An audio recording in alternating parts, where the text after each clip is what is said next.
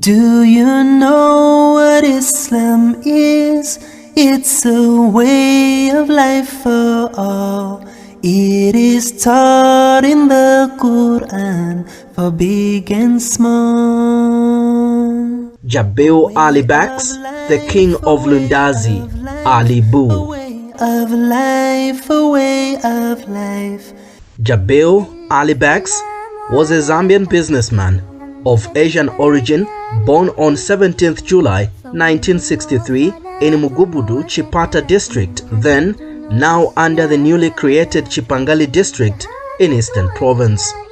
Mr. Baks moved to Lundazi town in 1989 to run a grocery shop for his father under the business name Ali and Sons, but in 1991 he separated from the business, created his own Alibu Trading Company and bought his first Tata truck that year. The person who has been helping everyone. He never used to pick anyone, whether it is somebody who gulisa matumbua, angankare ni oremera, angankare wa umpawi, angankare alionzi, maringa chabe akagwera anayekutandizi. My father was a brave man.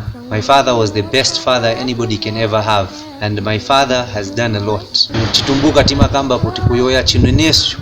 I don't think pali wamene angakwanisi, not pali isevana but mulundazi pali wamene angakwanisi. Tiyese kupitiriza vamene wanayi kuchita na tiyese kutandiza wamene anayi kutandizira. Yes, his headquarters inali mulundazi, but as a nation konse wamene mungaende anayi kutandiza. Bakulundazi saziva kuti we had started empowering farmers kumufumbwe, kuzambezi, paka na kuchavuma konse.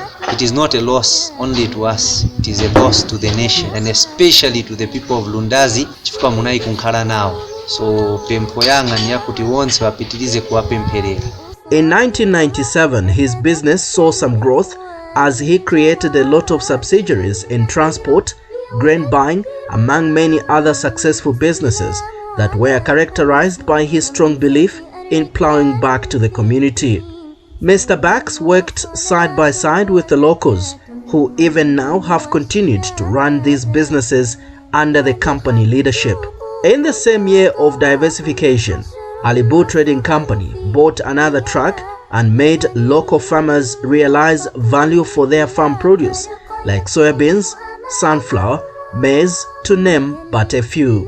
The company had cut on farmer expenses by offering them transport for collecting crops from their respective villages without moving long distances, which meant unscrupulous people had lost it on swindling farmers who now believed that it was the only company that would buy their crop at a reasonable price. Ine ndine Jumbani Kamanga, fumila kwa makole, ndina wakulira chomene, kulingana na nyifwa ya Alibu. Alibu wakovulanga mafarmers vanandi, na mtengo, tikaudanga makola usangotayuta kula kumasho. His love for Lundazi started bearing fruit when he ventured into constructing buildings to modernize the town, and at one time offered to construct the Lundazi Bridge, which was washed away by heavy rains in 2020 at no fee, but was not allowed to do so, even when he had earlier provided an alternative that made the bridge passable before government started reconstructing it.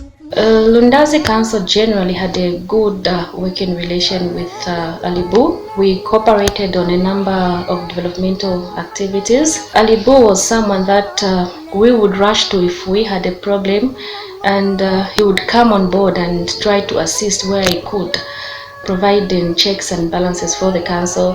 He would criticize where it was necessary. He would offer advice where he thought it was necessary to advise. So we were cooperating partners. He earned himself a kingship in the hearts of Lundazi residents for having spearheaded the drilling of boreholes aimed at providing clean and safe drinking water in several villages across the district without making them pay for the service. He would willingly give locals bags of meal and food as a way of plowing back to the community. When the district was hit with fuel shortage, everyone, including government officials, would get fuel from his garage. We have been operating in my system ever since. I'm very much touched with his demand. Death just comes in surprise. We don't expect it any time. He has been working here with his businesses. Have been flourishing, and I've been assisting a lot of residents in LUNDAZI. I'm very much touched, and it is a sad situation. We are just praying for the son to continue where he ended. So his story is required, because if we do something, at least it cannot be forgotten.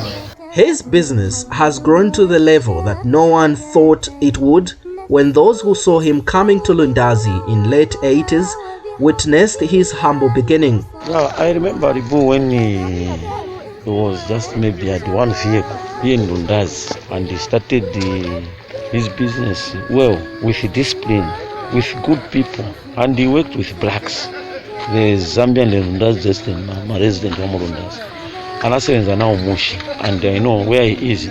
It's because he worked hand in hand na bantu wamuno mu LUNDAZI. Paka business yake yakula afika paja. And when you look at business ya Alibu pamene inafika paja, bantu wachita benefit ni bambiri, because he used to work with government, non-government organizations, different society, anasebenza nao bantu chabaza na individual, anasebenza nao buno. That's why his business inafika paja.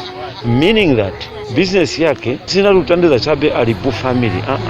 Inarutandiza abantu bambiri maningi muno mu LUNDAZI, even in Lusaka, even in Zambia, because Alibu used to supply sometimes even with government Kumbala. Now look at that, then the beneficiaries were men. It's a very, very big loss. The Jabir Ali back story is one which brings confidence in the locals that everything is indeed possible. Namze Alibu pamene nabwera mu LUNDAZI as a teacher, nampeza na kanta imozi chabe, and I bought a kanta. This boy again bought another kanta. So there were only 3 cantas here. So he started working with the local people, and definitely he has helped a number of people in rural areas. Alibu has gone up just because he was a man who could not segregate anyone else. He was a man of the people.